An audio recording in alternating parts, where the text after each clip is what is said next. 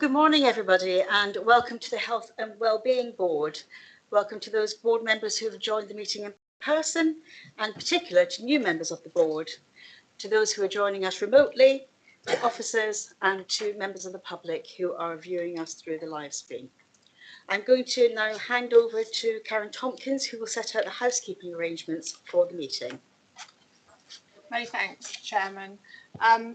Just to highlight those members who are joining us and other officers who are joining us remotely, if you wish to speak at any point during the meeting, if you can raise your hand, that would be very welcome.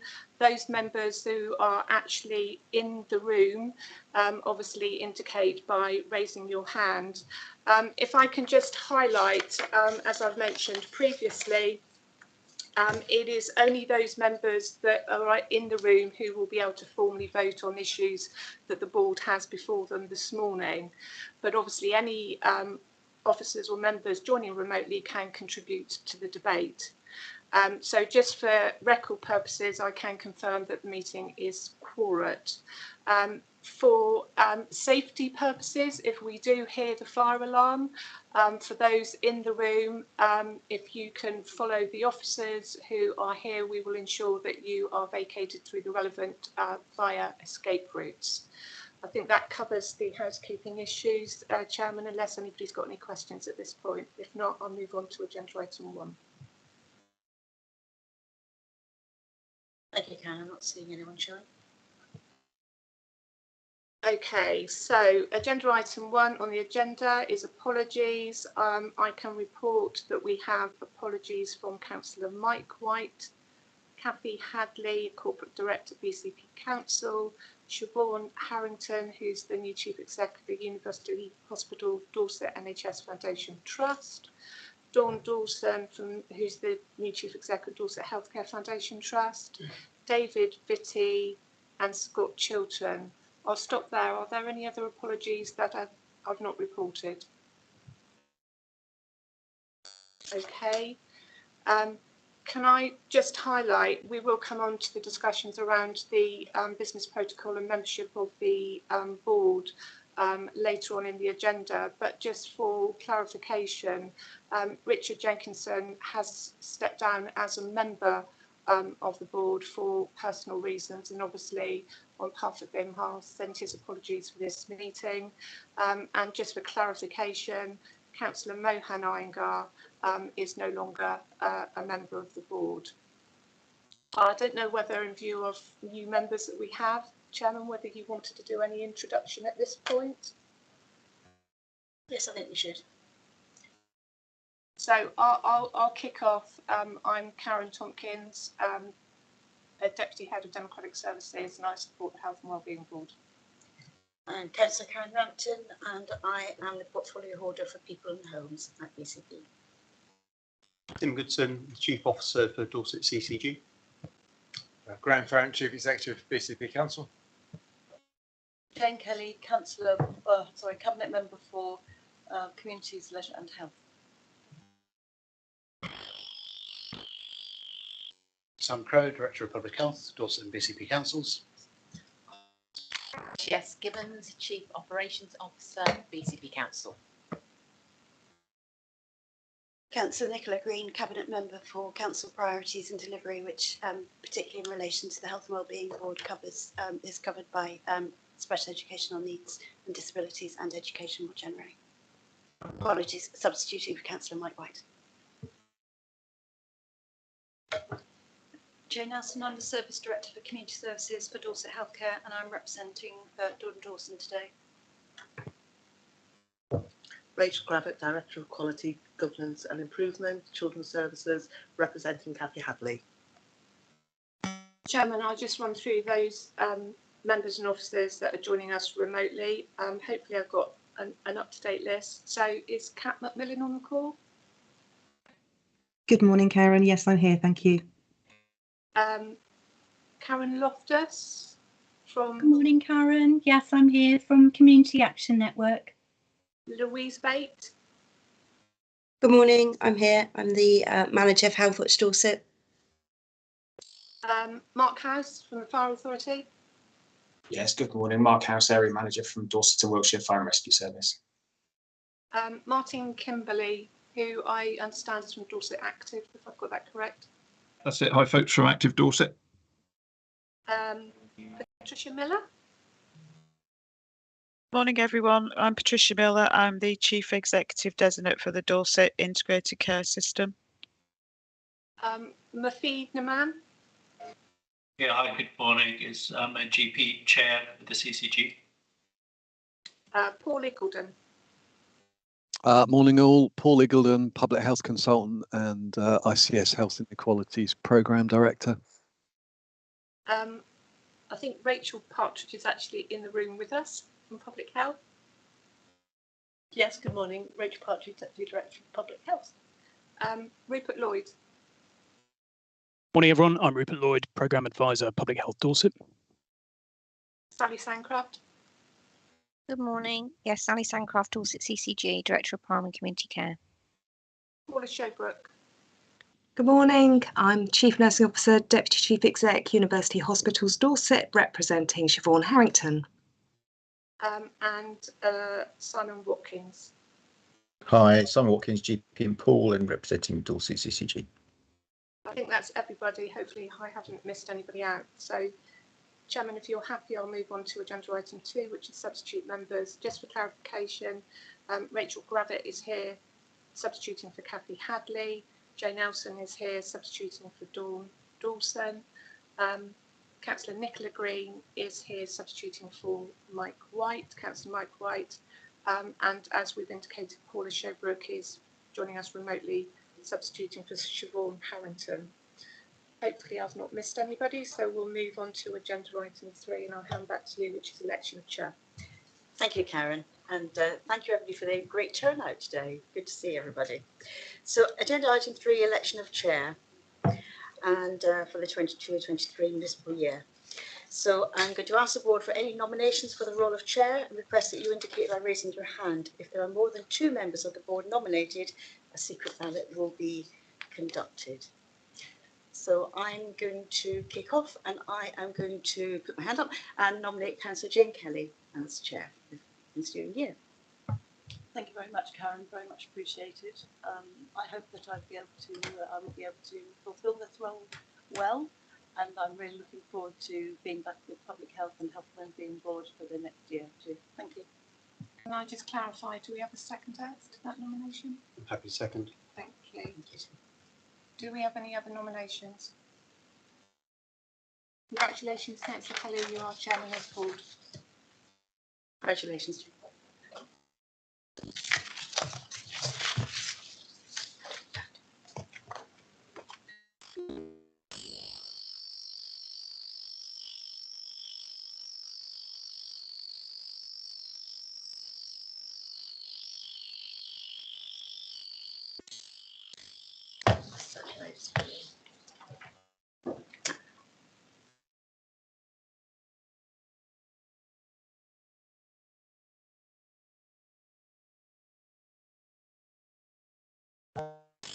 Thank you, everyone, and it's a great privilege to be here, actually. So let's get on with the meeting. And now I would like to ask the board for any nominations for the role of vice chair and request that you indicate by raising your hand.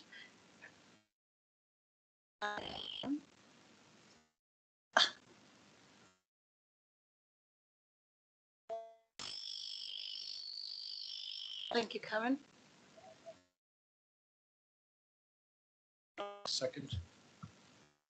Thank you. So Karen Rampton has opposed.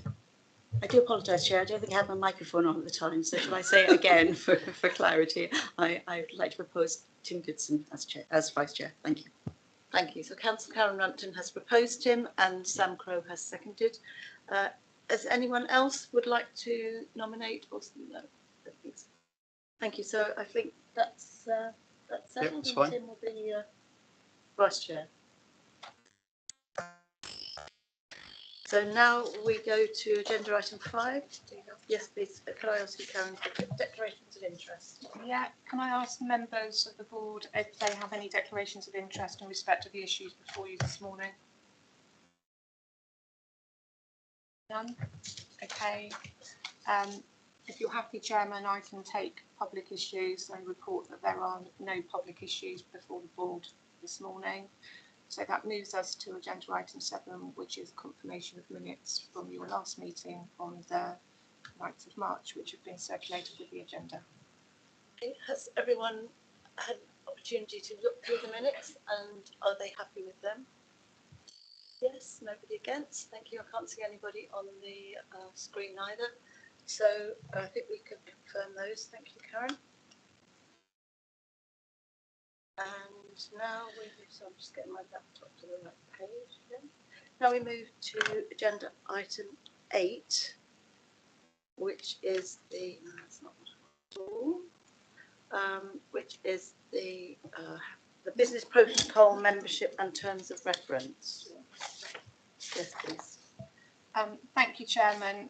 This is an opportunity which we undertake on an annual basis to review the business protocol, the membership and the terms of reference for your board. It's an opportunity to adjust, tweak, etc. I think one of the issues for consideration this morning is in the context of the membership of the board in view of changes ongoing and implementation from 1st of July of the new arrangements. I'm happy to respond to questions. The details are set out with your agenda, so I think it's an opportunity just to run through. As you can see, the membership in view of potential changes does need to be reviewed, and I would appreciate comments around membership and open it up for debate. Thank you, Karen. Tim, did you want to say something about that? Yeah, just so if anyone's not aware, so the CCG will end on the 30th of June and will be replaced by the Integrated Care Board from the 1st of July. So whilst technically this is correct, effectively for today's meeting, obviously for the next meeting going forward, the ICB will need to propose effectively its membership and do the swap at the next meeting, which affects the Chief Officer position, myself, I think Sally Sancross here as well, and we got the GP rep, so that will need to be relooked at for the next meeting, but technically it's correct for today. Thank you, Tim. That's fine. Does anyone else have any other comments or queries about the membership or indeed the terms of reference for the Health and Wellbeing Board? No? Okay, so I think. Can I just clarify if the board is happy based on the update that Tim's given and potential changes with regards to elected membership on the board, i.e. I referred to Mohan Iyengar previously. Are you happy to agree that we make the appropriate adjustments so they can be effective from the 1st of July going forward and for your future meetings?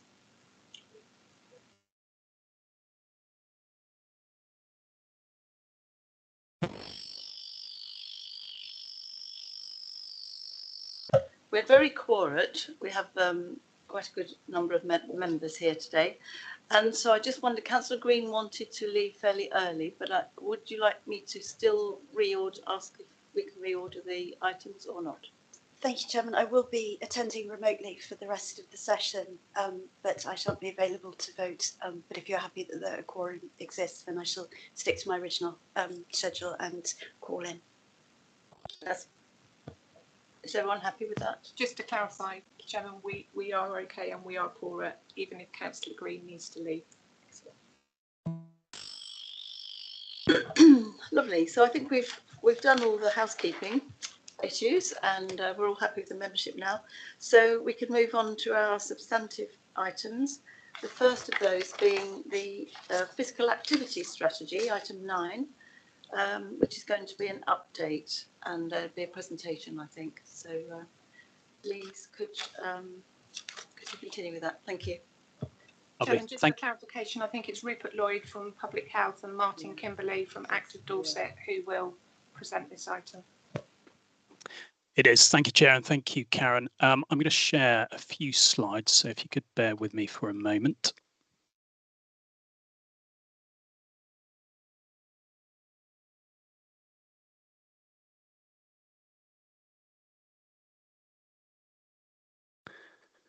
Lovely. Has that come through okay, Chair? Yes, I can see that on the screen. Brilliant, super. Thank you. So good morning, everyone. I'm part of the team at Public Health Dorset, and I'm joined by Martin Kimberley, who's Chief Executive at Active Dorset, and we're going to do a little bit of a double act today and talk you through some slides. So I think what we're going to cover will be, I think, very familiar to some board members, but fresher for others. So I think what we wanted to do was take the opportunity to update the board on the work we've been doing together and with others to pull together our physical activity strategy for BCP and Dorset and get everyone on the same page. So from here on, I think we'll refer to the strategy as a movement for movement.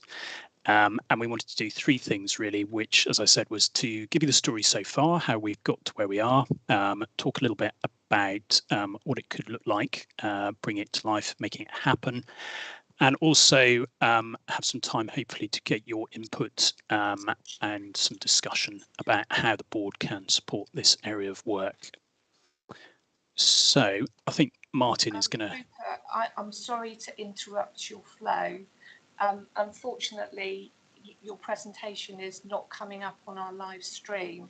Can we actually ask you to share it through Teams? And hopefully, so I'm really sorry to interrupt you.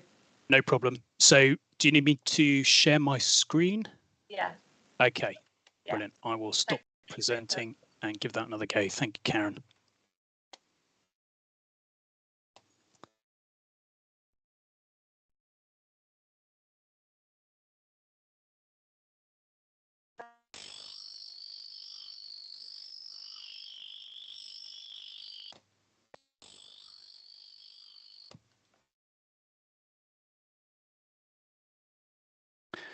Has that come through okay, Karen? Just to clarify, that's perfect, Rupert. Thank you. Super. Thank you. And hopefully you can see that, Martin. So if you can, over to you. Yeah. Hi, everybody. Thanks for your time, and thanks, Rupert, for doing the technical bit there. Little bit of context. So, you know, every year around 500 adults in BCP area are surveyed by phone. That gives us some statistics about their levels of activity and propensity to do things. And as you can see on the screen there, roughly 1 in 4 or 5 don't achieve 30 minutes of activity each week. That relates to about 4 minutes or less per day where they get their heart rate raised. Very commonly, people in that group come from what we refer to as underrepresented groups. So they're likely to be women and girls from low socioeconomic backgrounds, maybe disabled or living with long-term conditions, LGBTQ+, or from ethnic minorities. They're also very often the people that call on your services the most. Next slide, Rupert, if you can, please. A similar survey, but targeted at children's undertaken, and that's run through schools. This data is from the 2021 year. And the good news is that we've really been successful in increasing the number of completed surveys in the last period. So the data we'll have going forward will be more robust and give us much more in-depth information. But this tells us that roughly a third of children don't achieve even 30 minutes of moderate activity each day. And the Chief Medical Officer recommendation 60 minutes plus per day. So you can see there's quite a gap there. Again, commonly the children least likely to be active come from the same groups as the adults, but there's other groups as well. And one group we've identified particularly are young carers. We think in BCP there's probably between 2,000 and 5,000 young carers at different levels of care. And they're very often finding it more difficult to take part in regular activities. So you can imagine things like after school clubs or school teams become very difficult to take part in if you've got caring responsibilities back at home. Again, they're more likely to use your services, and they're also caring for people who are most likely to use your services. Support to help them be active would improve their lives and their future prospects, but also positively impact on the rest of their family. So they're an important group for us to tackle in the first instance. Thanks, Rupert. Lovely, thanks, Martin. So This slide is just a very kind of brief overview of what we've done so far to get where we are today. And obviously we're doing it in the midst of the pandemic. So we used a kind of blend of online workshops and online tools to produce the insights that we're sharing today. And that's what really forms the backbone of the approach and the strategy that we would like to pull together this year. And I think from this process that is kind of outlined on the timeline, we've been steered by stakeholders towards what they consider to be the kind of key priorities for tackling inactivity and helping more of us across BCP and Dorset make moving more part of daily life. And the kind of foundation or first step in that process was asking our stakeholders what they thought drives or causes people to find moving more as part of daily life more challenging. And this is the kind of the system which has emerged from that process. So this is a system map which has been shaped and informed by our stakeholders' perspectives and what they've been telling us. So something to bear in mind is that it's just a tool, this system map, just a tool or means of kind of capturing what people felt or feel is important. So the conversations that took place in the workshops and the sessions that have kind of informed and refined this are in some ways more important than the kind of visual depiction here today. Although we're showing you here today, and also, you know, it's not a definitive picture by any means. It's not set in stone. It just captures what people who have contributed to it so far feel is important in telling that story of why we find it difficult to move more. We're not going to, given time constraints, we're not going to delve into the detail of that map too much, but we wanted to share the 4 headline challenges that have emerged from it. And as a reminder, as I touched on the last slide, this is what our stakeholders feel from their perspective is important. You know, the key parts of that story for why movement is difficult. So top of that list, I'll just run through them. We heard from our stakeholders that not moving is a norm. So it's something we learn from and have reinforced by our family, by social networks and by our peers, other people who we, you know, perhaps live and work with. We heard about how physical and mental health limits individuals and organisations' capacity for moving more and enabling others to move more. So I think there's 2 parts of that. There's about the impact of physical and mental health on the individuals, you know, and how that could translate through or manifest itself, for example, in concern or anxiety about whether people can move, whether it's safe to move while living with a long-term health condition. And then also, obviously, for organisations and the board members here today, it's about how those physical and mental health pressures across the population might impact on our ability to get upstream and focus on prevention and promotion of moving more. Then we heard about how other pressures and priorities outweigh the value we attach to movement. And so this is really all about, or we had a very clear message from our stakeholders that, you know, just promoting and hammering home that message about the importance of movement and being active isn't enough. We need to find ways for moving to deliver value for individuals, and that's going to look different, you know, for all of us, and we all need to be supported to find what works for us and what fits with our life. And then finally, the places we live in can make movement challenging and sedentary behaviour convenient. So that's about you know, the streets that we move through, the communities that we live in, and maybe even the buildings that we work in. That's a really quick canter through how we define that challenge with our stakeholders. The next thing we asked was, I think, the bit everyone always wants to get stuck into, which is what can we do about this? Or rather, based on that system map, that story we put together, where did people or where did our stakeholders think there are opportunities to make a difference, to support more people to move more and be more active? There was a lot of detail, a lot of breadth in that, but what we've tried to do for the purposes of the strategy and for the board is boil that down to 3 kind of key priorities or areas for action which are reframing our language around movement, building movement or finding ways to build movement into daily life, and connecting people with the value of moving more. And what we're going to do for the next few slides is just kind of unpack those three priorities for you and share some thoughts and some examples of what that could look like, or what it does look like already across BCP, and where the opportunities are perhaps to do more. Over to you, Martin. Just before we launch into that, though, we just wanted to put some context and remind ourselves what's happened before locally and nationally.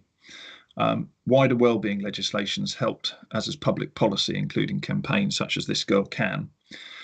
BCP is making good progress on active travel, and I would flag up the active design that Rupert's referred to as another key area where we can incentivise movement every day and make a huge difference at scale. Some great collaborations between the community and your organisations have enabled things such as Park Run, which is the picture on the bottom right, and Park Yoga to thrive.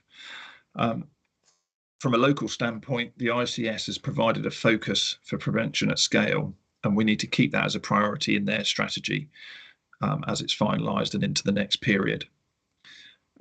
Public health, now at OHID, are refreshing Everybody Active Every Day as a national strategy. A new government sports strategy will be announced next month. Sport England's Uniting the Movement is entering its delivery phase, and so opportunities to attract support for BCP by utilising the physical activity strategy look quite likely. But the key message is the approach we've outlined and the challenges and priority areas for action reflect wider evidence and policy direction at a national level.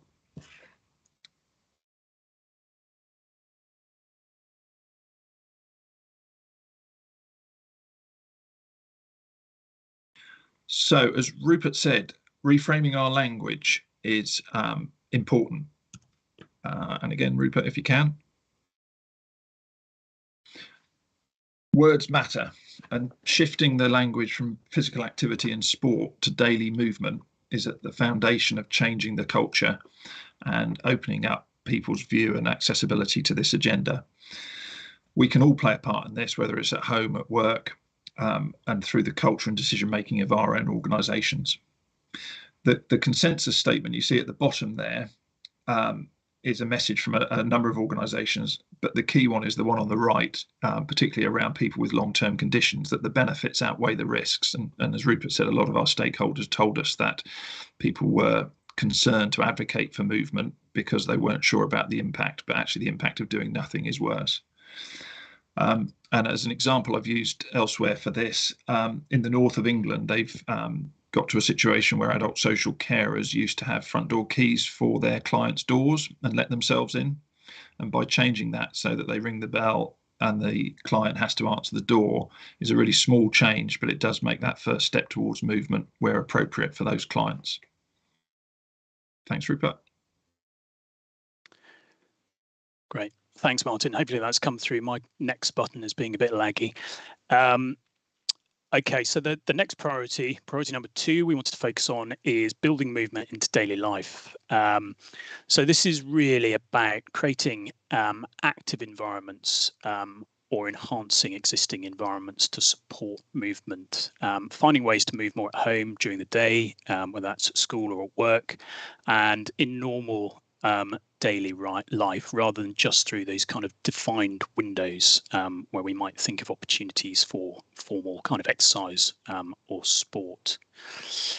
And these are some of the kind of areas of action that we just wanted to trail or highlight to the board, which I'm sure will already be at the forefront of your minds. So a really important opportunity for embedding or locking in movement to communities is through the new local plan for BCP.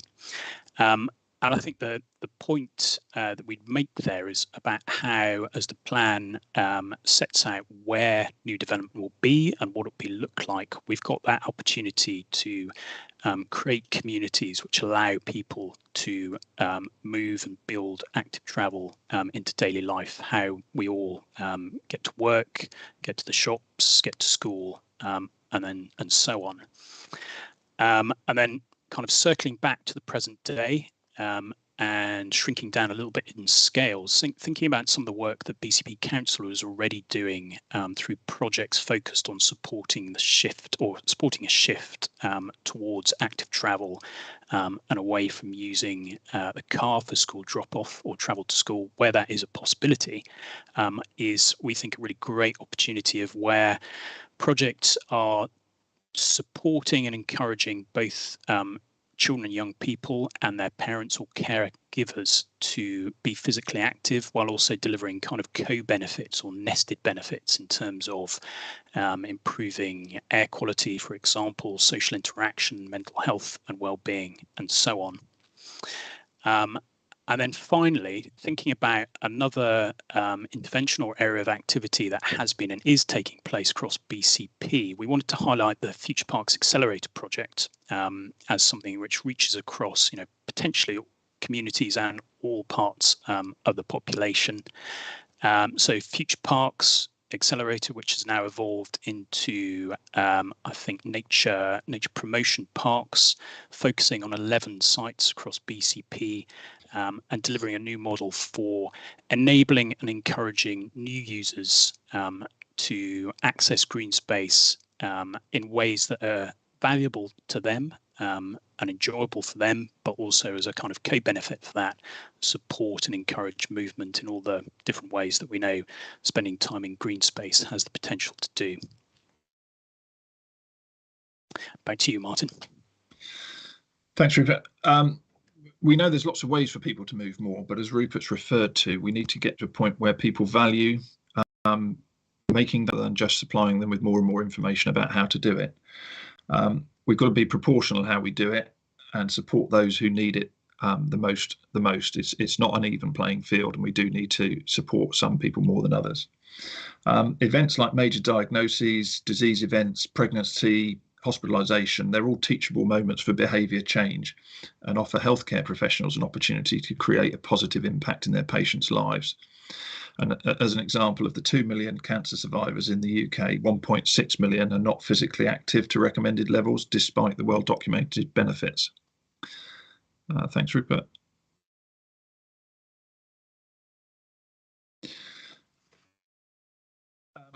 We've been running an active ageing programme across Dorset and BCP, and there's been some really good progress. The number of clinicians who are trained and confident to advocate for movement is growing, although it's still really surprising how many still don't feel comfortable doing that. We've integrated the Live Well Wellbeing service much more into care pathways, and the transformational approach at the outpatient clinic at the Dorset Health Village in Beals in Poole, for example, has received national and international attention. Here, both the clinical, Live Well and social prescribing services are working together, literally together, so that the patients receive all relevant information in one visit.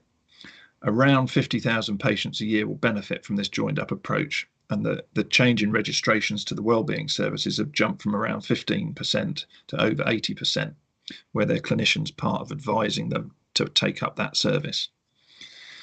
We're excited to be introducing student placements from allied health professional courses into the setting as Live Well navigators. This is just starting, but it gives them daily contact with consultants and other clinicians.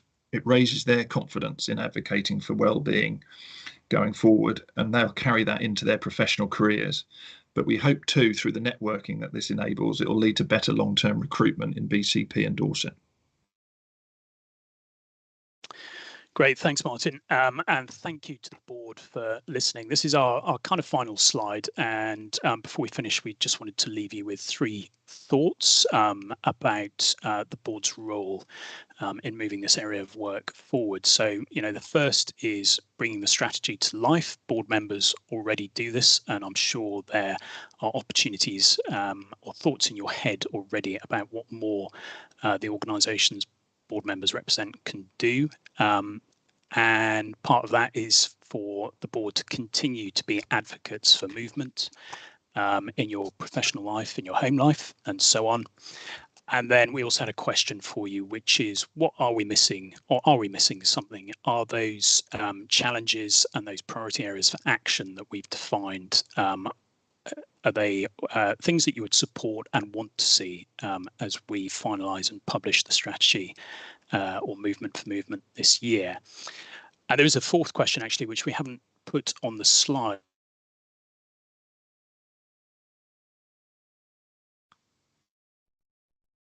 We've just lost Rupert, I think, but the fourth question he's about to refer to, I think, is how would you like to measure progress against this strategy?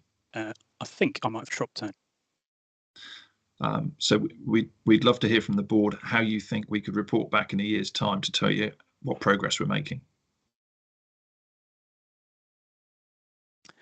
Thank you, Chair. I'm sorry, I think I dropped out briefly there, but it sounds like Martin picked up the baton, so thanks, Martin. Yes, Rupert, you did drop out, but no problem because Martin filled in. We know what the fourth question is. We were all bated breath, wondering.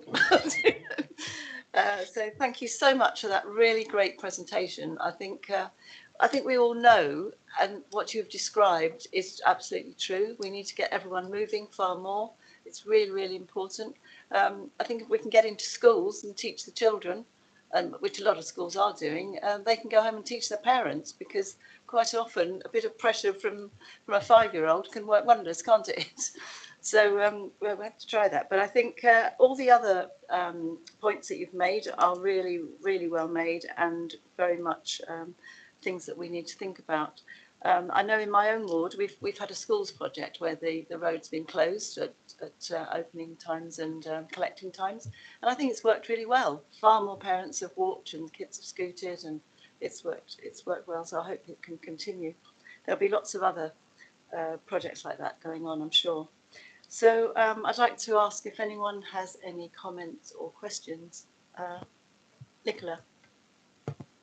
Thank you, Jane. Thank you both very much for that presentation. It's always interesting, isn't it, when you hear something, you think, oh, I think I knew that, and yet there's something in there that I didn't know, and it really sets you thinking. And that data, that the first couple of slides in which you were showing us that 1 in 5 adults don't reach the 30-minute threshold, and apologies because I think it skipped over a bit quickly. I think that's even more marked in children. Is that the right way that I've seen that? It's a slightly different measure for adults and children, but the principle's the same. The inactive are 1 in 5 adults and 1 in 3 children. Yeah, which is particularly worrying, I think, and particularly a focus for us in looking to go forward. But my question, following on from that, and you explained how within that 1 in 5, some of our underrepresented groups are overrepresented.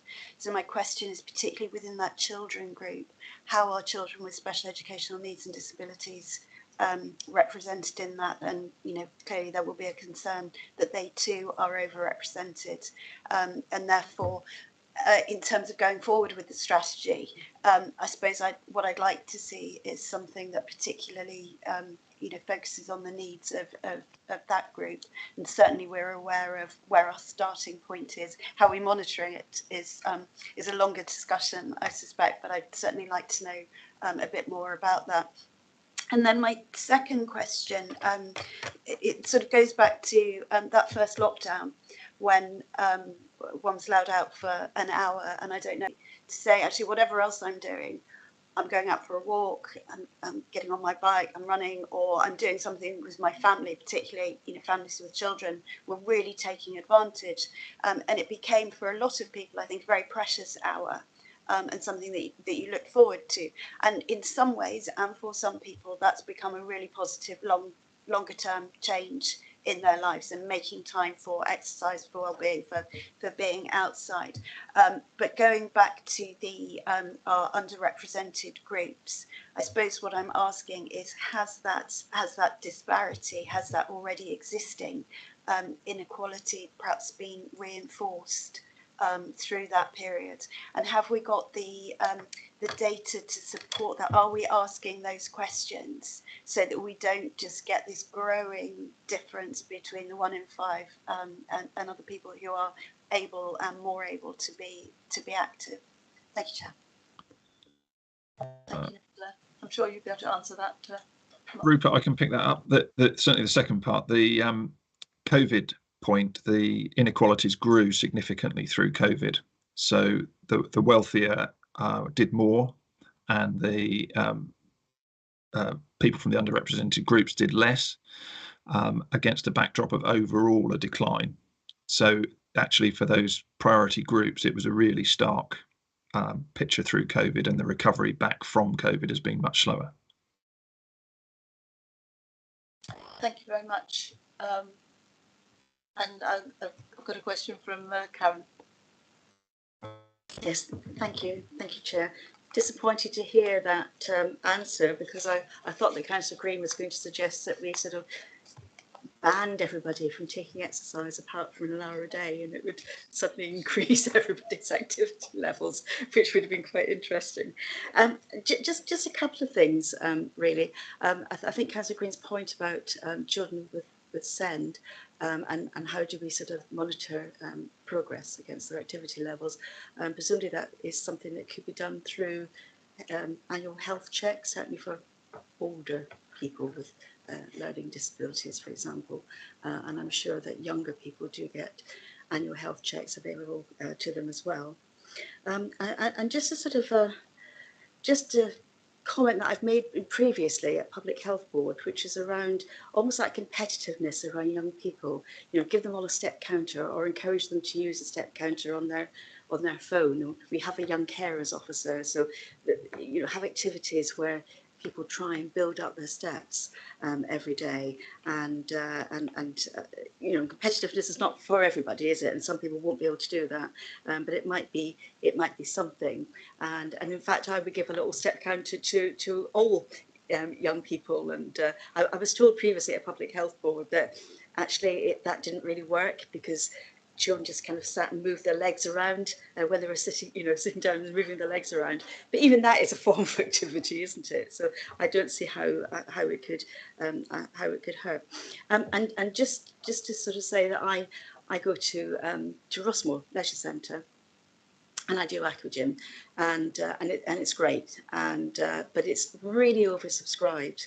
It's the people there, a really mix of people, all ages, all abilities, but the common theme is that it's really good for the knees or the backs or whatever, and some people are referred there by a GP, and some people just go there because it helps with their mental health.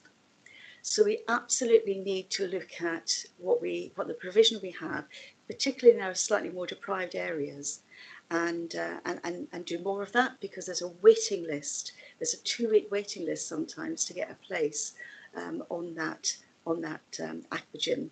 And obviously people can go there and swim, but then it's more difficult to have a little chat with somebody next to you when you're swimming. So something like that, which I think is only available in that one leisure centre in the pool area. I'm not aware that it's available in Bournemouth.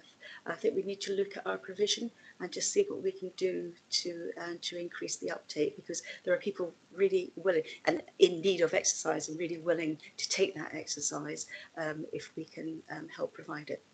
Thank you, Chair. Thank you, Karen. Did you want to answer that at all, Rupert or Martin? Or?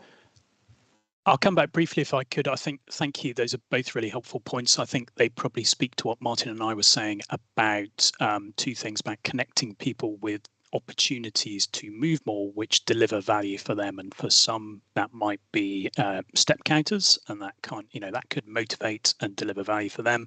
And that will work for some and not others, in the same way aqua leisure will work for some and not others. So yeah, both really helpful comments. Thank you. Yeah, just picking up the children's data points, we do know detail about the SEN pupils and their propensity to be active, and wider wellbeing determinants that's done through the Children's Active Lives Survey. The key challenge for BCP is to get enough respondents to make the data robust enough. We need at least 300. This year we've had a particularly good year, so we've got just under 2,000 responses, so the data is going to be really good for what we could show in the future. But keeping that level of uptake in school settings is tough, to make sure that you guys have got data that you can make good decisions based on. And then just picking up the point about accessibility to services, that does play through to sometimes the way services are commissioned. So just a thought for people in the room about the way you commission leisure services, for example, to changing those commissions to incentivise providers to deliver those less obvious activities possibly sometimes, and potentially less profitable services sometimes, so that they can deliver those outcomes that keep people off waiting lists and so forth. It's a whole system approach that's needed to nudge people along this pathway. Thank you very much, Martin. And Karen, I think you have another point. Apologies, Chair. I just wanted to throw down a challenge actually to our Chief Exec, because I think what would be great for councillors, for our staff, and obviously for our visitors, is to have a table tennis table located in our building. And I have seen this. I think it was Portsmouth Council have one in their basement, and people literally just pick up a bat and a ball, and they just have a little, couple of minutes while they're on the way to the loo or something, or to get a cup of coffee. And it's a little chat over the table, bit of physical activity, stretch your legs from sitting down all day. So that's my challenge to Mr. Farrant. Thank you. Sounds like fun, Karen. Oh, Just happy to take the challenge on and look at what we can do within our office environment. I was actually going to say one of the issues I think we should be mapping how much are we spending on subsidising health-related activities across the patch, and where's that coming from? Because we do that in some of our contracts for our leisure centres. I used to run a national chain of leisure centres working in the public sector, and at that point there was a survey of GPs that said if they felt they were suffering in their mental health, what would they do? They would exercise. What did they prescribe for their patients who suffered from mental health? And they came up with a list of drugs. So actually what we were trying to get to was, so how do you prescribe exercise more and more? And actually, if we looked across the whole system and looked at how much funding we're putting to support exercise, that might be a good exercise for the Health and Wellbeing Board to try and collate. Yeah, thank you, Graham. I think social prescribing is something that's beginning to help. Simon, you've been waiting a long time. Please carry on with your question. Hi, it's more of a comment really rather than a question. I mean, I think the presentation is great, and I think the work behind that's great. The figures are shocking, but actually they're not surprising really, are they? I mean, I think in today's sort of hustle and bustle, it's quite often easier to do nothing than to actually do something. So it's not that surprising. Having the facilities there to do it is something, but I think the important thing, and the term that came to mind for me immediately, which Martin mentioned just a moment ago, was the nudge. So actually giving people a nudge to actually get engaged in this. You can't just have the sort of services there or facilities there and let people be aware of them. You actually need to push them towards that in the first place.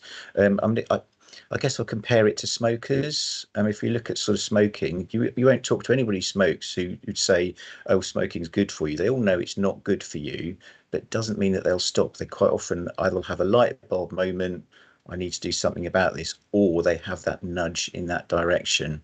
So it's for me, it's about that nudge. How can we nudge enough people in that direction, either by things which force them to do it, or in ways that make them realize it's actually in their interest to do that, and that they actually take that step rather than just, well, it's out there, you can do it if you want to. Do you know what, I'm not going to do it today, I'll leave it till next week or the week after that. Need to be able to nudge them in that direction. Thank you, Simon. You're absolutely right. Yeah, people do need a push, don't they? And there's got to be a real reason. With smoking, it's often financial, and of course, because even the health knowledge isn't enough sometimes. But yeah, that's a really good point. Thank you. So Sam now, please. Thanks very much, Chair. I was just going to come back on some of the challenges and the questions that you posed to us. I really like the strategy. I think it's absolutely right that we should be talking about movement, because building movement into everyday life is what the evidence base says is the best possible measure for population health interventions around physical activity. It should be a core part of the integrated care strategy. I'm going to talk about that later on in the meeting. So I'll think about how we embed that properly. I think my question was, I was quite shocked to still hear you say, Martin, that there's resistance in perhaps some of our clinical and care settings around physical activity. And I suspect that the challenge is it's deceptively simple. It's so deceptively simple that if you've been trained comprehensively and you see yourself as a professional, it may not be something that first springs to mind if someone's presenting. And I think Graham's comment sums it up, doesn't it? When you ask GPs, what's the one intervention they do to improve their mental health? They exercise, but what would they do for patients? They prescribe. So I know we made inroads into training a lot of GPs actually to be physical activity champions. be really good to pick up and re-establish that network and connect it back into the strategy going forwards. But the other comment I wanted to make was around the nudge which Simon mentioned. And I just wonder, in the current context of cost of living, is one of the biggest nudges actually fuel costs, to try to lever people away from their cars. So as well as the excellent capital investment in the local cycling and walking infrastructure that we're seeing, some thought to the behavioural challenges around what are the barriers and how could we do some work around that to try to engage families more with simple options, because I think it's still the case, and I can't remember the statistic exactly, but most of the trips done in a conurbation like BCP Council are still under 2 miles, aren't they, in the car? So we've got a way to go, but I think it's an excellent strategy. In terms of monitoring progress, I was going to suggest that one way we could do this is to perhaps monitor progress via the 2 joint health and wellbeing strategies, because I suspect that the measures might be slightly different in the Dorset Council and BCP Council areas. But those 2 joint health and wellbeing strategies have both prioritised physical activity or movement as important. So as we refresh those, I think that becomes a really helpful lens to look at progress. And I think it would be nice to see some inclusion of system measures, not just the population measures, because I'd like to see real progress in all parts of our system, making that effort to nudge people as often as they can.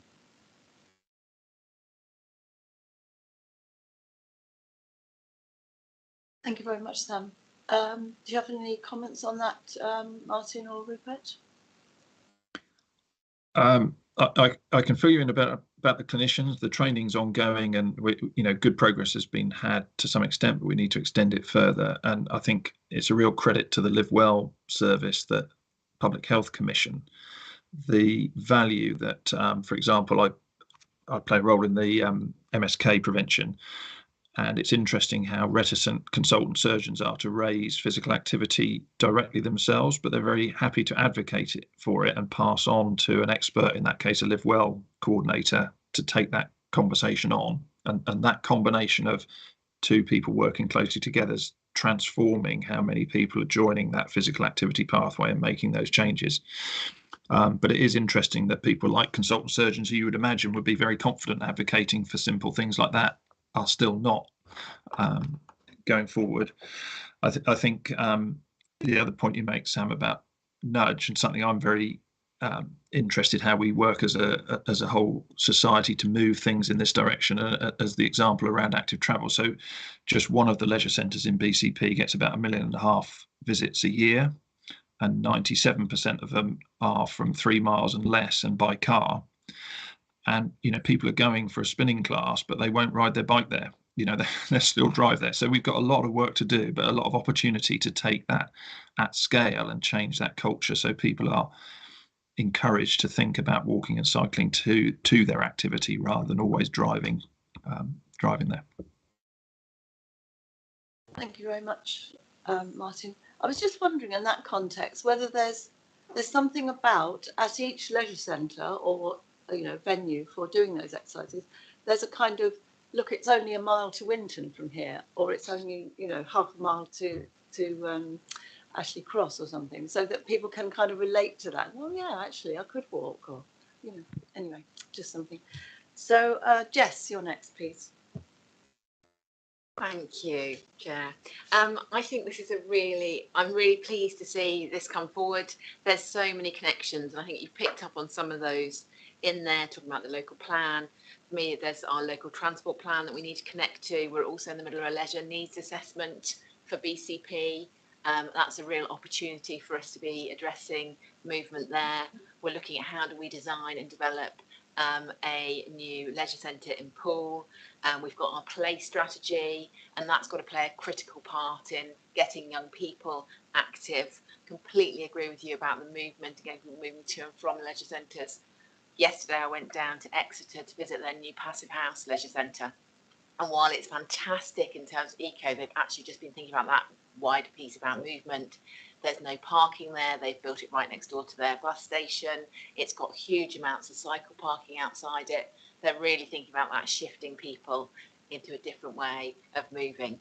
And so I absolutely agree with it. I think there's so many opportunities for us to connect. And I think starting with those young people, starting with across the board, but particularly starting with those young people so they have that lifestyle of activity is so very important. The other thing for me, we've recently done the big conversations, and coming back from that, there's been that real sense of well-being being a key part of BCP with our greenery, with our seafront, with our coast. And actually we've got, you know, that should be embedded in our culture that we need to embrace as a place.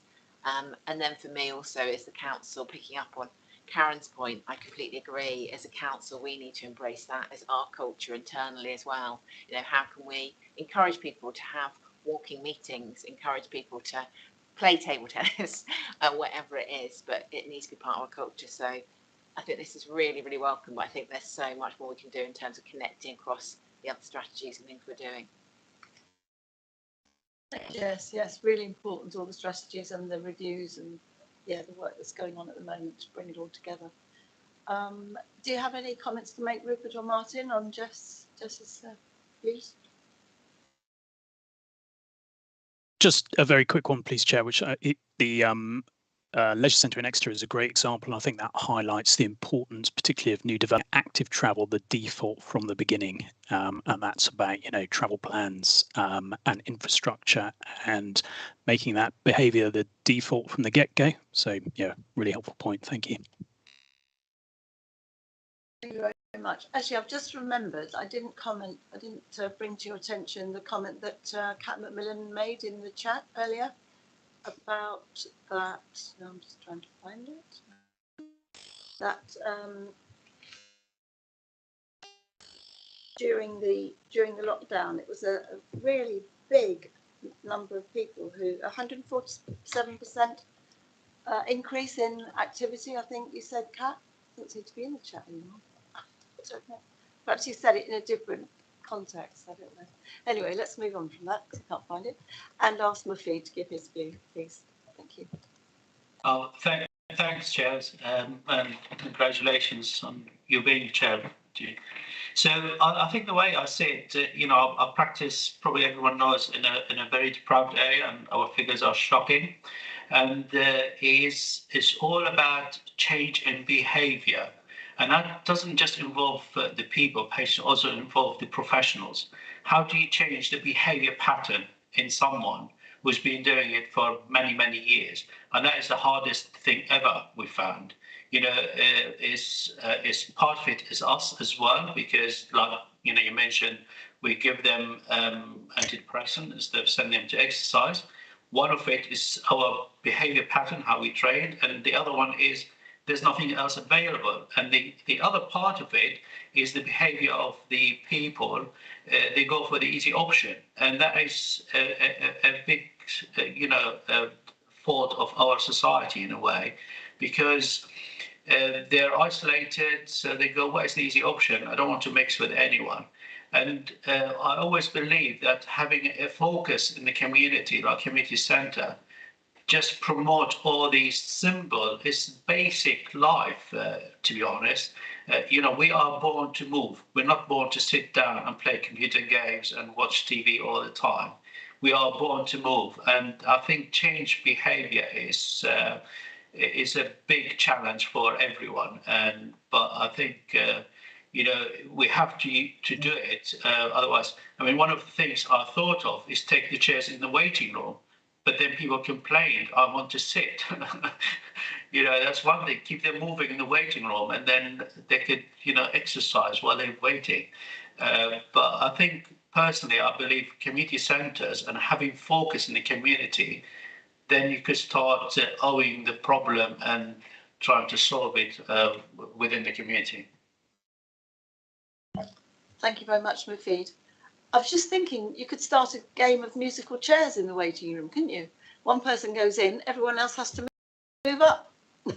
Yeah, we could put also the motorsports, the Formula One seats in there, because you can measure your blood pressure and pulse and sweating and the weight and everything as well. Great idea. We looked into that as well, but it's too expensive. Thank you very much. So I don't have any more people wishing to speak on this on this paper presentation at the moment. So it remains for me to thank Martin and Rupert very much for it. I think it's given us massive food for thought. We know there's a lot to do, and this is a great way to start, to really think about what we can do to make sure that our children start moving more and that their parents and everyone else does as well. So thank you very much for coming here and presenting that. So now can we move on to item 10 on the agenda, which is Sam Crowes, Director of Public Health, to present the Integrated Care Partnership Strategy update. Please, Sam. Thank you. Thank you very much, Chair. Good morning, everybody. I'm just going to share my screen. So you've had a board report which was submitted, which has described the approach to developing the Integrated Care Partnership Strategy. I'm going to talk through some slides. And just to note the two recommendations which we'll come back to on that paper once we've done the presentation and had some discussion. I think the purpose today is very much to continue the conversation that we started in the last board meeting about the importance of the opportunity that's before us as we head into becoming a formal integrated care system from the 1st of July, and really the first significant task for the partnership, which the two health and wellbeing boards will play a really key role in supporting, is the creation of our first integrated care strategy for the wider system. So if you bear with me, I'm going to bring up the presentation. So I'm hoping.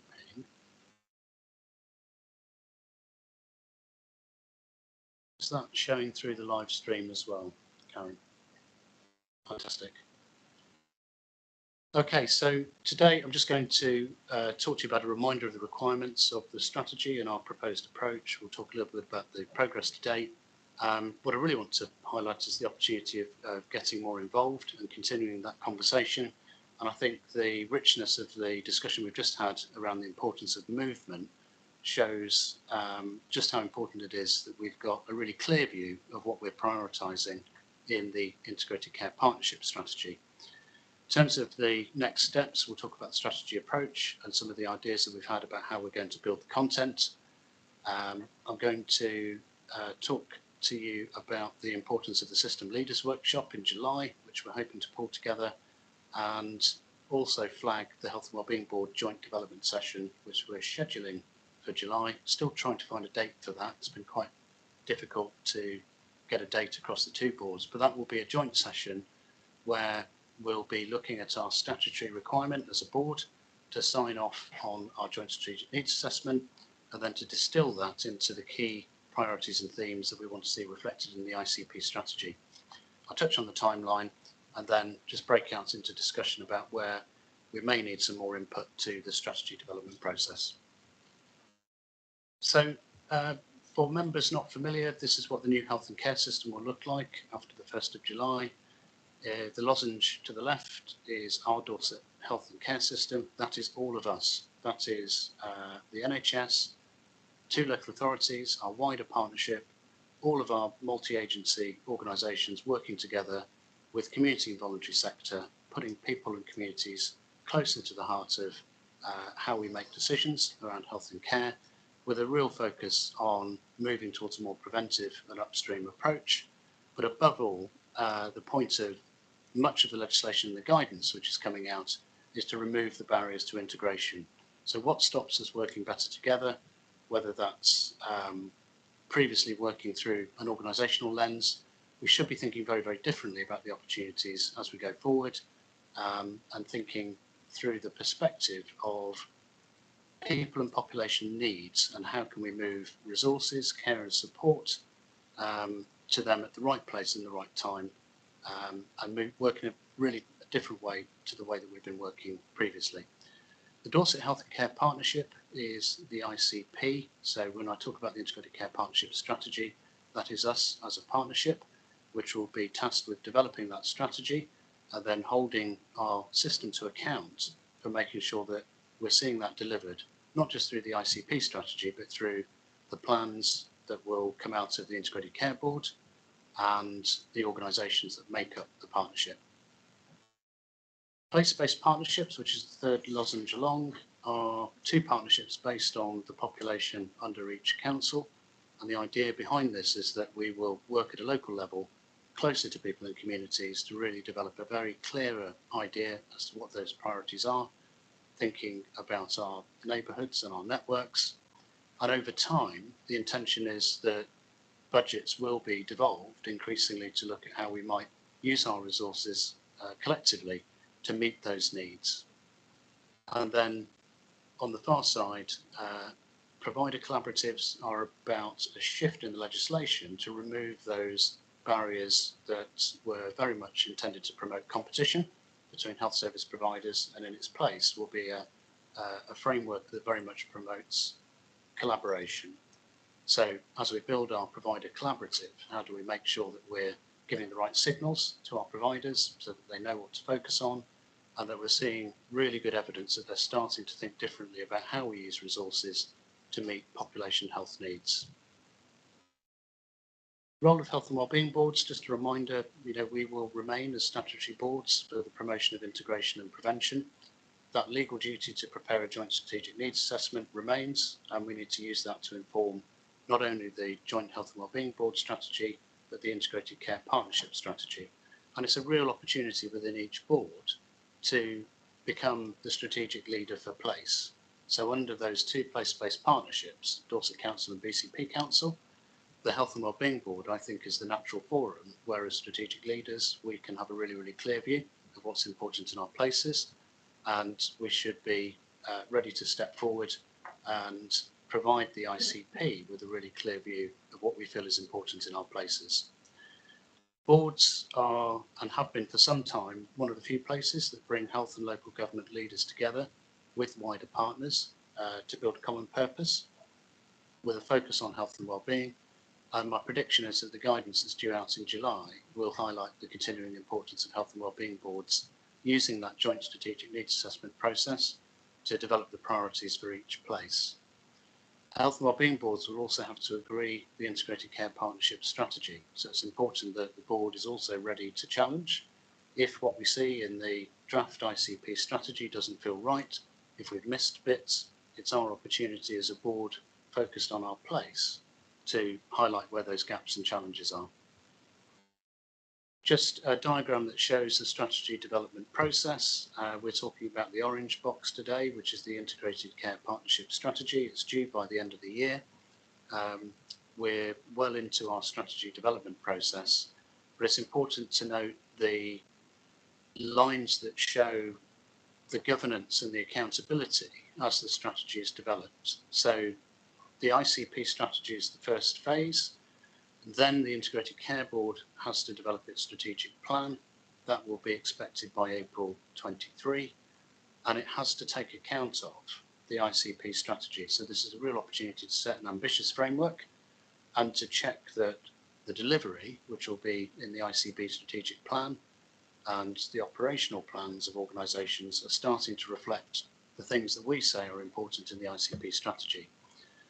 And so the health and wellbeing boards, I think, have got a really critical role to play in that objective challenge. So at that stage where the boards are asked to approve the strategy, we not only need to check that the ICP strategy is right, but we'll have a continuing role in coming back and revisiting some of the other plans that are coming out in the system. And it's our opportunity to check whether we think that those plans are paying sufficient regard to what we're saying in the ICP strategy.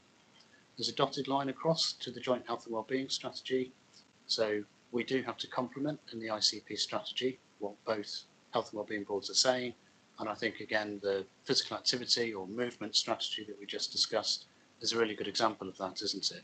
It can appear as a high level in the ICP strategy because it's a really important aspiration if we're going to work in a more prevention-oriented way.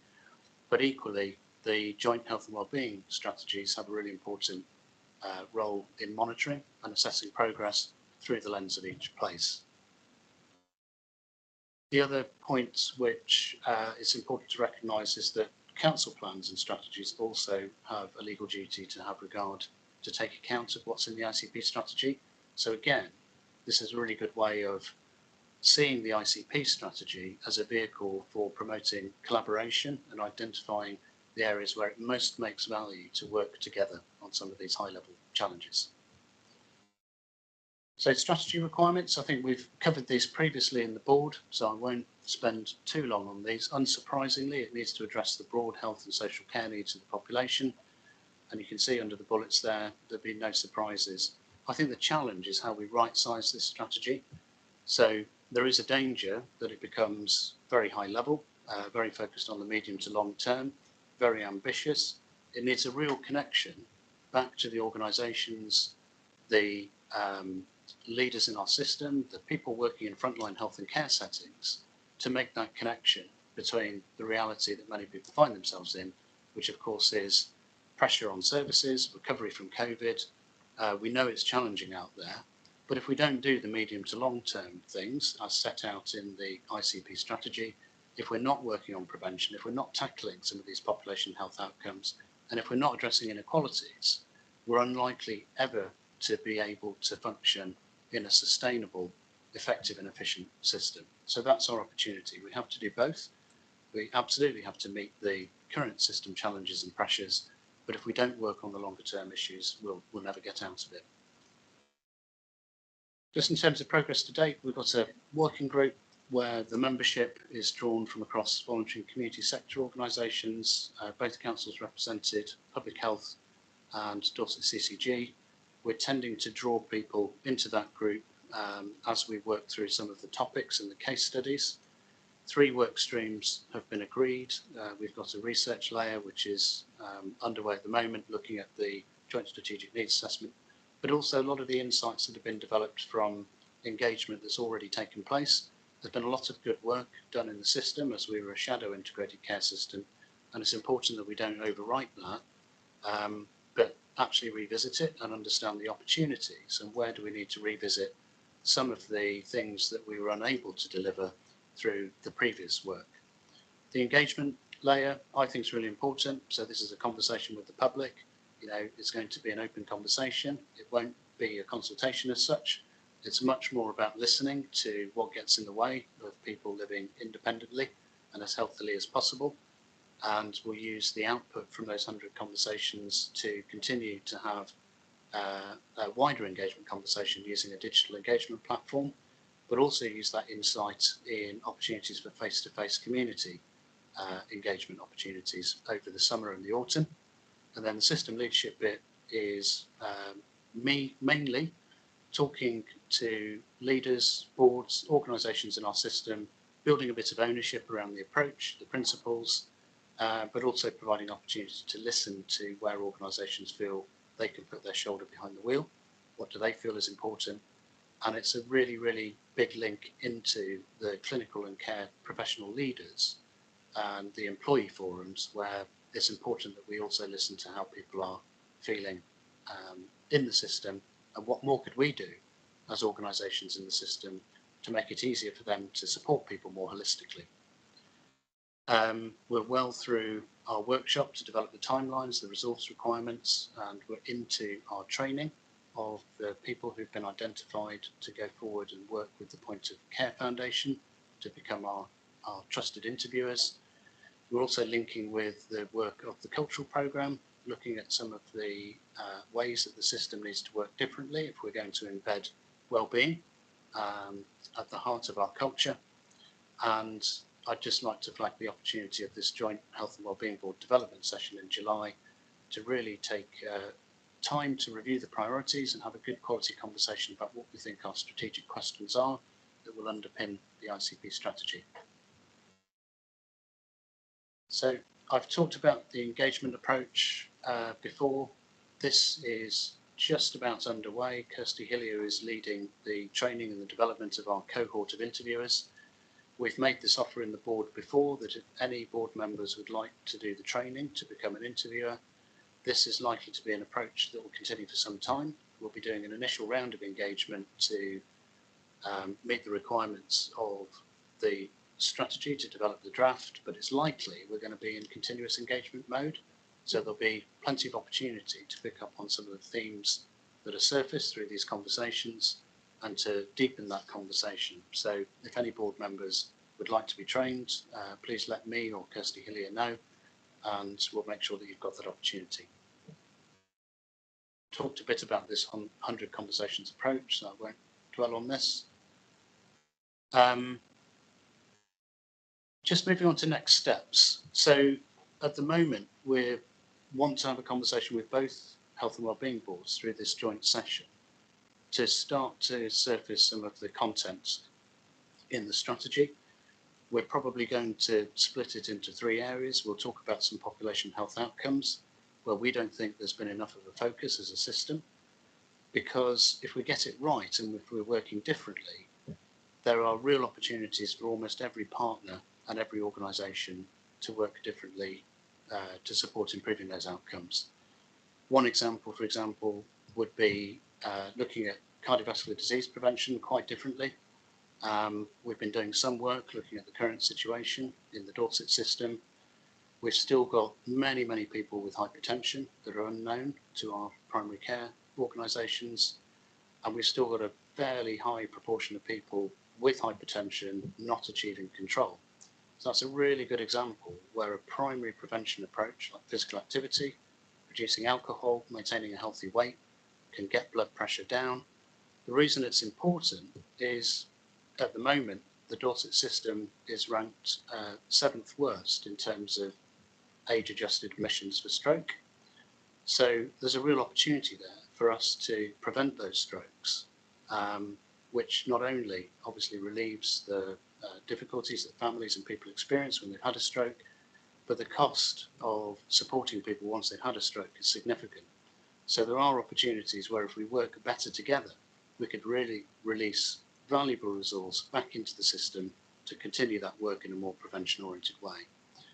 Some of those health and care pathway opportunities might be thinking differently about the use of thresholds, and is that really the way that we want to work going forwards? Couldn't we do better in listening to people's needs and understanding how to put more holistic care and support into place, at least to listen to people in the first instance, rather than perhaps suggesting that people need to go down a particular pathway? It's all of our responsibility working as a system to try to get this right, and above all, to continue that shift of providing most care closer to home, and to see secondary care, scarce resources, really as a place of last resort where you absolutely need acute care. It should be reserved for that. We should be doing everything possible to avoid unnecessary admissions. And the transformation opportunities builds on some really good work that's already happened in the shadow integrated care system, where we've built a great population health platform. We've done some really, really good work on digital and data, but there may be other things that we need to bring forward quickly to resolve things like the workforce challenge. How do we support people with mutual aid and support organisations differently with mutual aid at times of pressure?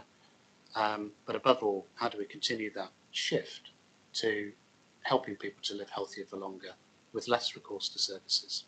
So we'll be running over some of these ideas again at System Leaders Workshop in July, and that'll be a chance to talk about developing an overarching vision, checking the aims of the strategy, and again revisiting what outcomes should we focus on.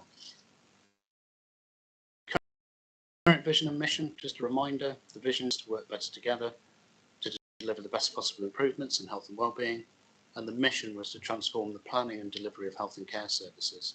So just something I wanted to say about this slide was it's important that we don't solve everything in the ICP strategy. It is very much about setting a framework to guide the rest of our organisations and our people and communities in understanding then what we do if we're going to get that delivery right.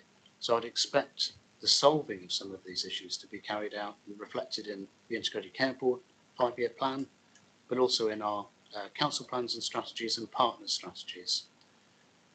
We'll deliver the vision and the mission by planning better together and really challenging how we're investing our integrated care system resources to best effect, joining up delivery wherever possible, and thinking differently from the perspective of people, what needs to happen in the right place at the right time. How do we work alongside our independent and voluntary sector organisations to really understand what to do that's most valued by people, and again, not just listen to our communities, but really take that to heart when we're thinking differently about developing new models of care or new ways of supporting people. And above all, if we're getting this right, then over time we need to collectively review and be more transparent about how well we're performing for our communities. So moving away from some of the complex metrics that perhaps are focused on activity, and realising that ultimately our stakeholders are our public. You know, we need to really give a good account of how we're using the integrated care system resources for best effect. And if we've said that we're moving towards an outcomes focus, we need to demonstrate how we're doing that. So I think this is probably my final slide before we move to the recommendations. My plea is get involved. If not now, when will we take this opportunity? We've done some really, really good work actually with both councils, thinking about the asks and the offers. This is a new partnership, and there's huge opportunity when we think of some of the population health challenges for a very, very wide range of partners to be involved in, all playing their part. But if we're fixing that to very, very clear outcomes, I think that provides a really good focus. It keeps us united, it gives us that common purpose, and I think we'll see, I'm hoping that we'll see a greater drive and a greater focus of collaboration in going after making some of those changes. So some questions to think about. What would a strengths-based approach look like for health and care services in our place-based partnership work? How can we co-produce solutions and make sure that people are genuinely involved? If we look at some of the council plans and strategies, like the big plan and the corporate strategy, where would we support that vision for the future of health and care services and be at the table as a genuinely equal partner, taking advantage of all of those great assets that we have? We talked about the importance of high quality environment, public spaces, the opportunities around transport and leisure. That could all play a really, really big part in an integrated care strategy. So it's important that we spend time working through how to articulate those properly. So let's be active at the table in shaping how this huge public sector resource can be better used, not least to reduce some of the inequalities in health and wellbeing that we see, because that's what contributes cost and unhappiness at the end of the day. So if we're closing those gaps, we'll be doing our communities and people proud. Finally, just to view the timeline, we're aiming for a draft strategy by early September, and the final sign-off will be December 2022. So thank you very much for listening. I'm going to stop sharing my screen now and just break for discussion and questions, and then if we could revisit the two recommendations in the paper, that would be great. Thank you very much, Chair. Thank you very much, Sam, for a very detailed whiz through, really. I think what your plans for the strategy. I really think this is a very important strategy and something that we need to embrace as a board and really actively delve into and feed into as well, so that it's done, you know, with as much breadth of purpose as possible. Grateful to Paul and Kirsty, who are working on their work streams to get those two kinds of input really well done, with the lots of conversations. I thought I was really taken with your phrase, Sam, that the well-being of a community is actually at the heart of the culture of this. It's so important. It's what we say in our local authority as well, that communities are at the heart of everything we do. So I think that's well worth remembering. And also that the strategy is going to be prevention oriented. That's important too. We've been saying for a long time, haven't we, that prevention is so much cheaper, better for everyone, and gives a better outcome. So it's really important. So I'd like to ask if there are any questions or comments on Sam's presentation or on the strategy itself. Karen, I can tell you're raring to go. You could tell that I was itching to say something. This is maybe slightly random. I'm kind of looking towards Jess, because if she frowns at me, then I'll stop talking. But it just occurs to me that we're just going through this major change in BCP in terms of our housing management model. And we're in contact with 10,000 households across Bournemouth and Poole. And so maybe it's a really good opportunity to start that sort of health and care and, you know, well-being conversation, because we're calling it BCP Homes. There's a change in logo. There's lots of changes and lots of communication with residents at the moment. And there's going to be a residents committee and then 4 panels under the residents committee, as well as the actual housing advisory board. So is it a really good opportunity to start introducing, perhaps into one of those panels, a health and wellbeing element, and contacting those residents and saying, you know, how is it for you? What do you need? What can we help you with, which would help you to be more active and or to be more involved in your community?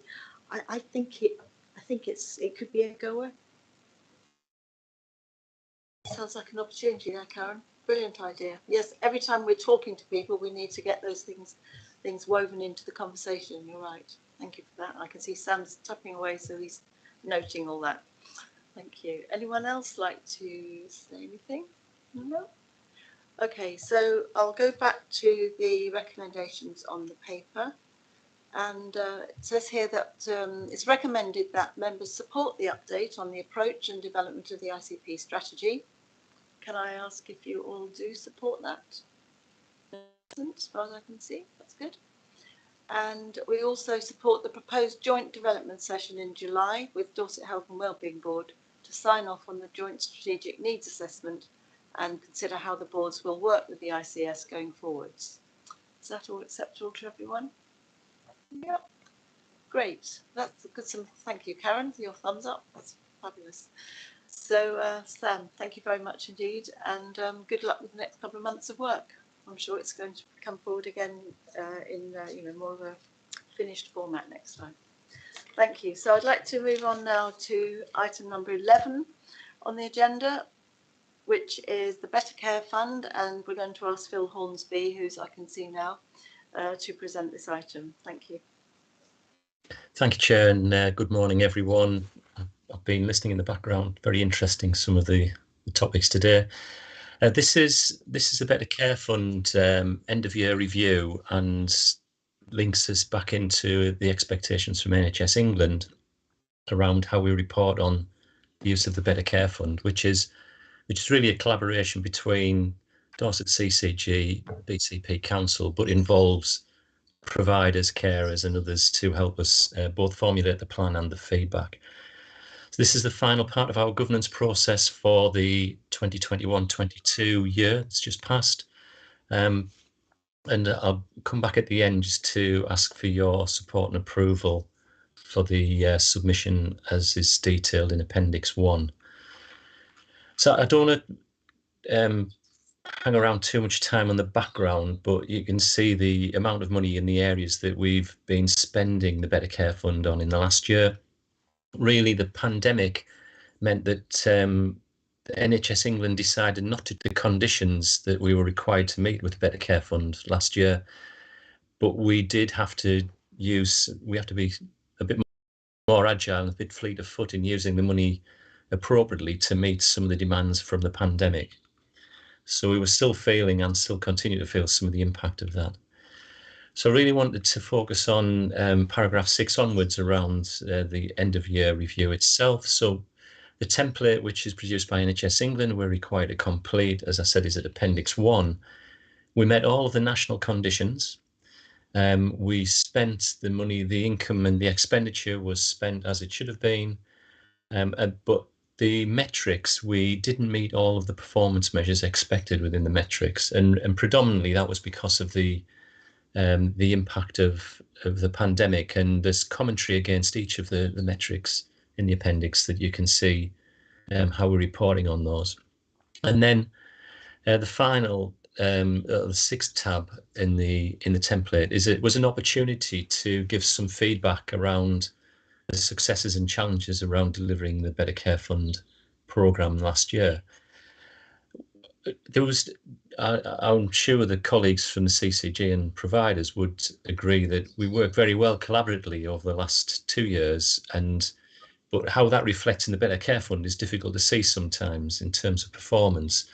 But really the work that we did jointly and how we worked together to address the issues that faced us was particularly evident around hospital discharge and the services commission to try and meet those needs. Not always successfully, and we know that there are still gaps in the provision of, particularly around commissioning of home care and support services in the community. And the challenges have really been around workforce and how we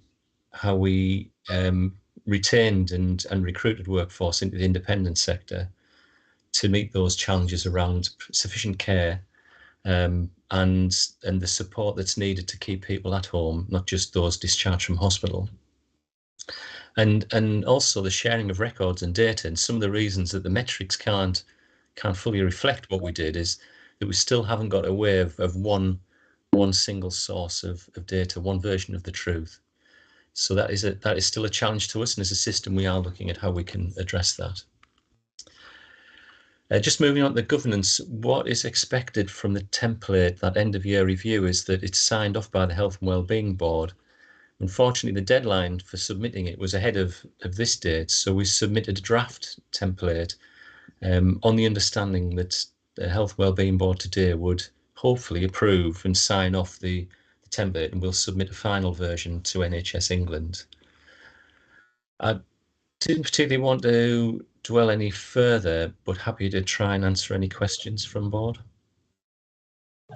Thank you very much, Phil. That's really good. I hope that the board present and also online have had an opportunity to read through those charts, because they're easier to read, you know, when you're concentrating on the paper.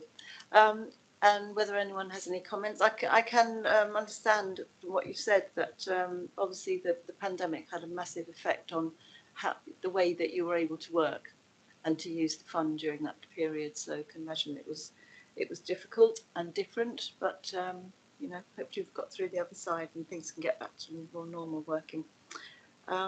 So do I have any comments? I can't see anyone here. Oh, guess what?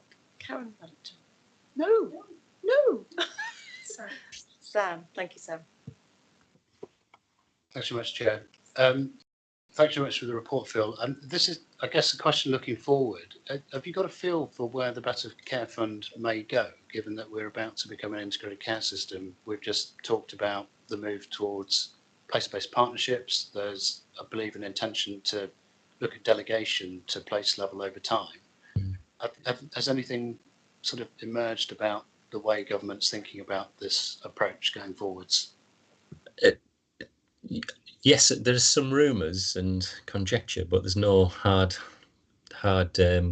facts or planning conditions yet. So last year, just to give you a sense of last year, we didn't get the planning conditions until I think it was September, considering that the fund starts in April each year. And then it was no change, but there have been indications that there will be an even stronger focus around admissions or readmissions from hospital and the prevention of admissions. That there's not much more. So, and there's no indication of how it gets incorporated within the ICB or the Integrated Care Partnership yet. My thinking is that it must and should recognise the formation of the ICB and the Integrated Care Partnership in order for us to use the money collectively to the best effect. And we've struggled in the past because it's tended to support existing services. It was never intended to be that way, but pragmatism and some dose of reality mean that we've tended to use it on quite traditional approaches. And there is an opportunity for us to look differently, but we need to make sure that we don't lose something that creates a different problem somewhere else in the journey. Thank you, Phil. Yes, that does sound as though it could be the way forward. Thank you. Sally, you have a comment, please. Thank you, Chair. Morning, everybody. Thank you, Phil. And I'm obviously behind Phil in terms of asking the board to support the submission because it's been formulated together. But I just had a couple of observations or comments to make in the context of the discussion so far. I mean, I've always had the view that the Better Care Fund is just a vehicle in which you can start to bring and align resources together against priorities. So the thing for me that's far more important is how we decide together where our priorities are, where we get best effect by joining up, and how we can improve outcomes of our local population by doing that, and then how we use the Better Care Fund as a vehicle to align, as I say, those resources to do that. So it links to the strategy that Sam was describing, and then we can use this as a vehicle. So I would like, I would always set the BCF in that context. Unless we've got a strategy and clear priorities around where we want to integrate and bring things together, the Better Care Fund will never be meaningful unless we do that. So just one observation on that. The other thing, I think it would be neglect not just to reinforce really that the significant pressures that we're under as a system and the impact of that in terms of the outcomes for people that are in hospital when they're ready to go home. So just to put that in context at the moment, those people that are in hospital across Dorset, and the majority are in the 2 hospitals in the BCP area, even those just waiting to go home, so not into residential care, we've got over 220 people that have been ready for some time that are stuck in hospital waiting for packages of care to go home. 170 of those are waiting for local authority funded care. That really has a detrimental impact on their outcomes and their long-term care needs. And it also has a detrimental impact on all of us as a system in terms of the best use of resources. So we can't underestimate the challenge that we've got with that as a system. And that doesn't even take account of those people waiting for care at home. And we really need to value social care in this space and our system energies around how we address the challenges that we've got in securing a good long-term domiciliary care and support as well as residential care, and we've all got an interest to do that. I do have concerns that the Commission capacity doesn't meet the extent of the need and what financial challenges that presents to the local authorities, but that we've all got the business to try and sort that out because it impacts on every part of the system, including the individuals themselves. So thank you. Yes, thank you, Sally. Thank you for highlighting that, because it is an ongoing problem and I can tell how passionate you are about it, and it really does affect everyone. Graham, would like to speak on that? Thank you, Chair. So I just do need to respond, I think, because the point that Sally's made about delayed discharge is absolutely valid. But what we have found through the system is the more focus we put on providing social care to deal with delayed discharge means that we remove the attention on stopping people going to hospital in the first place. So we have to look at the system as a whole between social care and health. And it's a point I continue to raise both locally and nationally. I really genuinely don't want a conversation about delayed discharge. I want a conversation about how many people are going into hospital and how we get them out more effectively. Because what we have found is the focus of putting our adult social care resources into dealing with delayed discharge means that we're currently something like 4,000 hours of domiciliary care short, and those 4,000 hours of domiciliary care would stop people going to hospital in the first place. So by focusing on delayed discharge, which is the government's national target, that's all valid, but it does result in more people going to hospital because we aren't able to provide the pre-hospital care. So just think we've got to make sure we don't just have a conversation about one part of the system, we have a conversation about the entire system. Thank you, Graham. Yes, I think you're absolutely right. An integrated care system strategy is what we need to bring it all together, make sure it works. Thank you. Okay. Anyone, and Phil, do you have any more comments? Or I'll go back to the recommendations now, shall I? I think that, yes, please, Chair. Okay, just find it. So on the paper, it is recommended that. See, I'm on the right one. No, I'm on the wrong one. I'm on the wrong one. It's okay, I'll get it. I've got to. It's recommended that the board members assess and approve the Better Care Fund end of year review for 21-22. And is everyone happy that we do that? Yes, everyone in the room and everyone at home, on the screen. Not at home, obviously you're not at home. Thank you very much. So that's okay, Phil. Thank you for all the work you've done and for bringing it to us today. Thank you. Bye all. Okay, so now I think we're on item 13. No, item 12, living with COVID. It's for Sam to present, please. Thanks very much, Chair. So it's a verbal update really on the situation with COVID. Just as a reminder, in the last board meeting back in March, it was only a few weeks after the change in national strategy to a living with COVID approach. And at the time, I think in my update then, I reflected that we'd paused the Local Outbreak Engagement Board, which was a subcommittee, if you like, of the Health and Wellbeing Board, where we worked closely with board members to develop those really important comms messages and to keep the local population updated on the situation with COVID. Really pleased to say that since that time we have continued to see, particularly in recent weeks, a drop in the prevalence of COVID-19. So the most recent data that we have from the ONS Sero Prevalence Survey suggests that probably around 1 in 70 people in any 1 week actively have COVID-19, which is very, very different to the prevalence we were seeing even 6 weeks ago, which was probably more like 8 or 9% in our local system. That's also fed through into positive impacts on the number of people in our hospitals with COVID-19. Currently, there's about 60 people across the whole of the Dorset system in a hospital bed testing positive with COVID. That's very, very different to the situation 6 weeks ago or so, where we had well over 200 people in the Dorset system. And we're also seeing this feed through into many fewer outbreaks affecting care settings. And there are many fewer suspensions this week in our care settings, again, compared with 6 weeks ago or so. So we've taken the decision to formally close down the COVID-19 Health Protection Board, which was meeting every 2 weeks and was responsible for developing an oversight of the local outbreak management plan. That is no longer a requirement. And instead, Rachel Partridge and colleagues have been working with partners in the system to establish a new health protection network. We are very mindful of the need to include broader health protection issues under that network, and we're going through the motions of establishing that and using a sector-led improvement tool to make sure that we're not missing anything as we set up that network, but that will be the body in our local system going forwards that will pick up on health protection issues, including things like influenza, some of those respiratory infections that we see during the winter period, but also issues like tuberculosis, for example.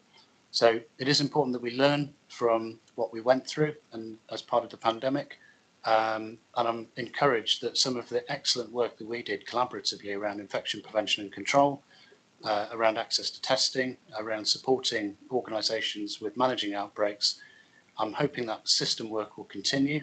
And I believe I've got no reason to doubt that that will continue to take place in a really strong way as we move into becoming an integrated care system. So that was my update for today. I'm happy to pause and take any questions.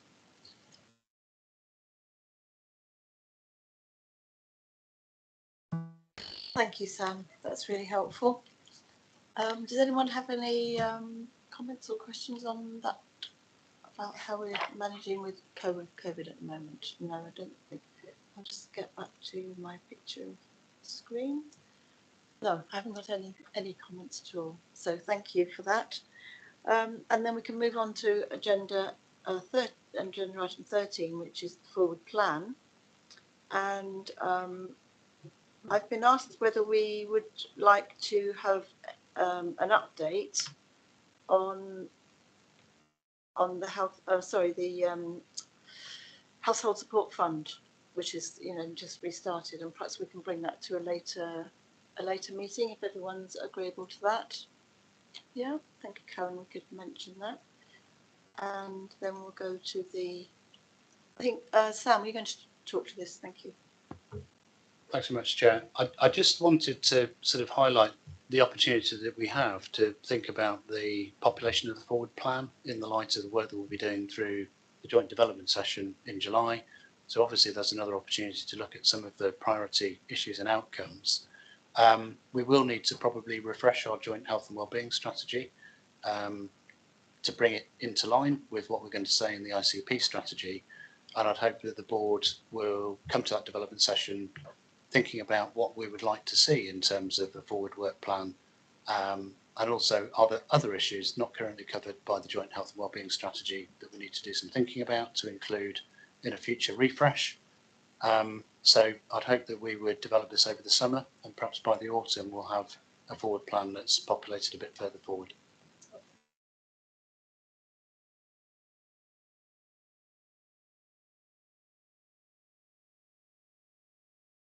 Sorry, I wasn't on the thing, but Jess, thank you. That's okay. I think the board are very aware of the household support grant that we've received. and the good work that's been done. And I just wonder whether it would be helpful at the appropriate time, alongside the wider work that we're doing in partnership with the voluntary sector, to bring an update on the impact that's having and hopefully help inform wider strategic thinking. It might be quite good to have some sort of testaments from people who have benefited. I think that'd be really nice. Thank you.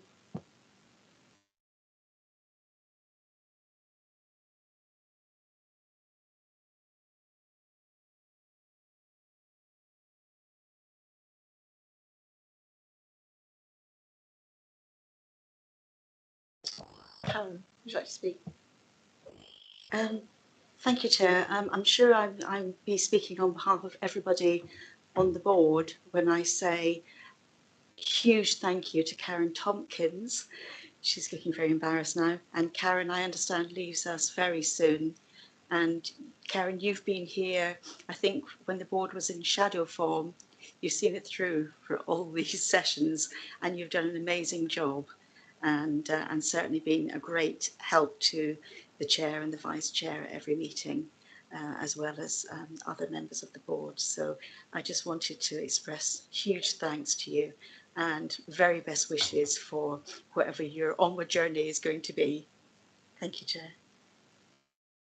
Can I just say thank you very much. Your kind words and wishes are very much appreciated. And yeah, I'm looking forward to a new adventure when I retire at the end of the month. So thank you. Well, goodness, that's an amazing thing to end with. I too would like to give you my thanks to you, Karen. You've been here ever since I've been a councillor. I've lent on you. You've never failed me. You've been there every time I've needed to ask a stupid question. And so I thank you very much. And I also wish you all the best for the future. Thank you. You won't retire. You'll find something to do, I know.